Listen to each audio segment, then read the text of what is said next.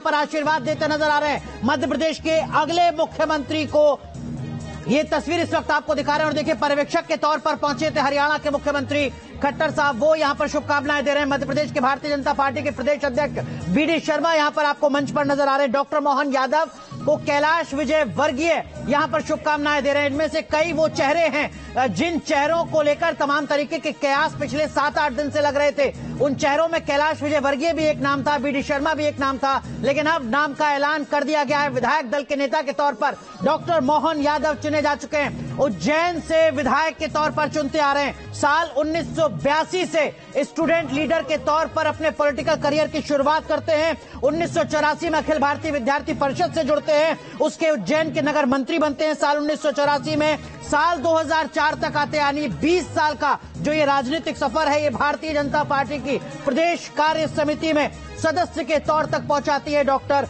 मोहन यादव को। 2011-13 में कैबिनेट मंत्री का दर्जा मिलता है। मध्य प्रदेश राज्य पर्यटन विकास निगम का जिम्मा इनको सौंपा जाता है। 2013 में 14वीं विधानसभा में पहली बार उज्जैन से विधायक चुने जाते हैं। 2018 में दूसरी बार उज्जैन से ही विधायक चुने जाते हैं और अब 2023 में तीसरी बार विधायक चुने गए हैं। और सिर्फ विधायक ही नहीं चुने गए, विधायक दल के नेता चुन लिए गए, यानी मध्य प्रदेश के अगले मुख्यमंत्री डॉक्टर मोहन यादव। हमारे तमाम सहयोगी हमारे साथ जुड़े हुए हैं, वरिष्ठ पत्रकार एनके सिंह जी हमारे साथ जुड़े हुए हैं। विकास, जो बुंदेलखंड की पूरी बेल्ट है और उसका सीधा मतलब ये कि उत्तर प्रदेश का भी एक बड़ा इलाका जहां पर मोहन यादव का मुख्यमंत्री मध्य प्रदेश में बनना राजनीतिक तौर पर बीजेपी को फायदा पहुंचाएगा, उत्तर प्रदेश में भी। विकास,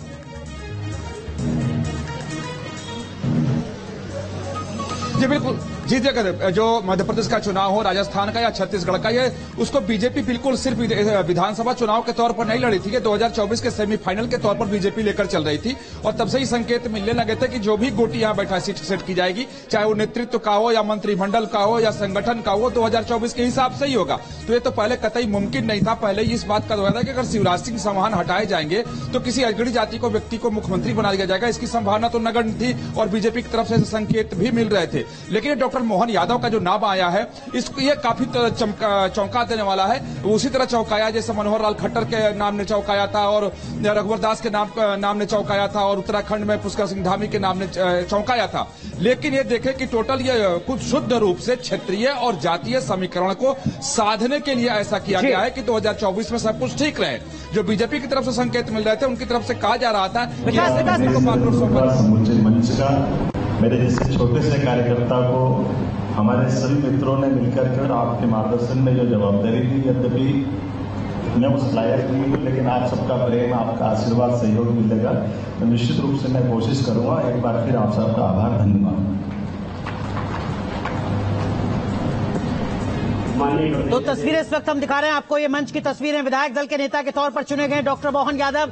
4 दशक का लंबा राजनीतिक अनुभव है। 1982 से राजनीतिक पारी की शुरुआत की और 2023 तक आते आते भारतीय जनता पार्टी ने राजनीतिक अनुभव को सम्मान देते हुए विधायक दल का नेता चुना है डॉक्टर मोहन यादव को। मध्य प्रदेश के अगले मुख्यमंत्री होंगे मोहन यादव। 2024 के लोकसभा चुनाव के लिहाज से जिम्मेदारियां काफी ज्यादा होंगी, क्योंकि मध्य प्रदेश का चुनाव भारतीय जनता पार्टी ने लड़ा प्रधानमंत्री नरेंद्र मोदी की गारंटी पर, और उन तमाम गारंटियों को जमीन पर उतारने की जिम्मेदारी अब मोहन यादव के कंधे पर। वरिष्ठ पत्रकार एनके सिंह जी हमारे साथ बने हुए हैं। एनके सर, बीजेपी का जो ये फैसला है, ये कार्यकर्ताओं में भी एक नया जज्बा, हौसला पैदा करता है, उम्मीदें कायम करता है कि ऐसा नहीं है कि परंपरागत तौर से फैसले लिए जाते रहेंगे। आप अगर पार्टी से के लिए काम करते रहेंगे तो देर सवेरी से ही आपको बराबर सम्मान मिलेगा। कार्यकर्ताओं का हौसला बढ़ता है।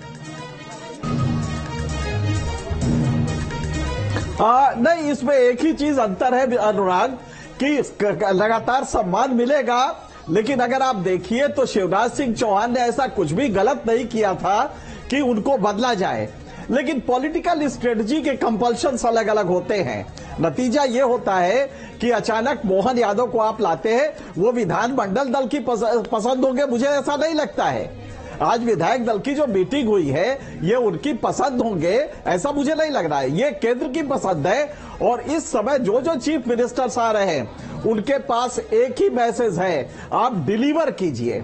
जी। जो हमने इस समय सेंटर दे रहा है, जो अनाउंस कर रहा है या जो पहले से, उसको डिलीवर कीजिए। अगले 4 जी। महीने में जनता को इतना खुश कर दीजिए जी। कि 2024 के चुनाव में उसका असर दिखाई। एनके सर, माफ कीजिए, आपको रोक रहा हूं। हमारे साथ भारतीय जनता पार्टी की प्रवक्ता राखी राठौड़ जुड़ चुके हैं। राखी, पिछले 7-8 दिन से ये सवाल हम लगातार आपसे पूछ रहे थे कि नाम का ऐलान कब होगा, इतनी देरी क्यों, लेकिन अब जो नाम का ऐलान हुआ मोहन यादव, क्या इसके पीछे की सोच हो सकती है, समझ हो सकती है? राखी,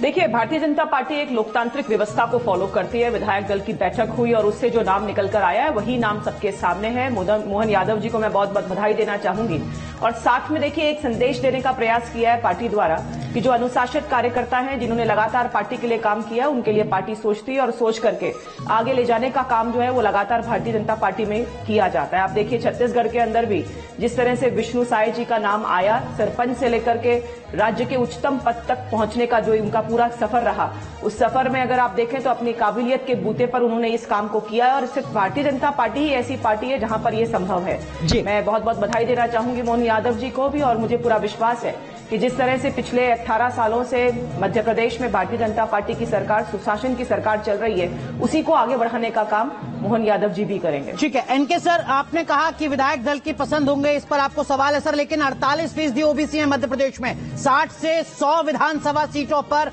ओबीसी मतदाता मध्य प्रदेश में अपना असर डालता है और एक लंबे वक्त से, कई दशकों से ओबीसी ही चेहरा रहा है मुख्यमंत्री के तौर पर। आपको लगता है इससे बेहतर राजनीतिक तौर पर भी विकल्प नहीं हो सकता था?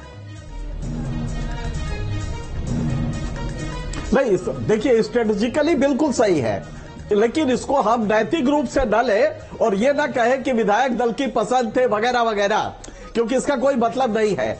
गुजरात में कौन सा चीफ मिनिस्टर पसंद था? आपने खुद ही नाम लिया, पुष्कर धामी का। ये कब से पसंद हो गए थे? तो सेंट्रल डिसाइड करता है, विधायक दल उस पर अनुमति देता है, बहुत सिंपल सी बात है। लेकिन स्ट्रेटेजिकली ये एक अच्छा वो है, निर्णय है। अगर आप देखें तो बैकवर्ड कंसोलिडेशन हाल के दौर में फिर से एक बार उभरने लगा है। ऐसे में अगर मोदी जी इस तरह के चेहरे ला रहे हैं तो पॉलिटिकली वो एक प्रूडेंट स्टेप है, समझदारी का स्टेप है। ठीक है, लेकिन विकास चंद्रा, मध्य प्रदेश में 29 लोकसभा सीटों में से 28 पहले से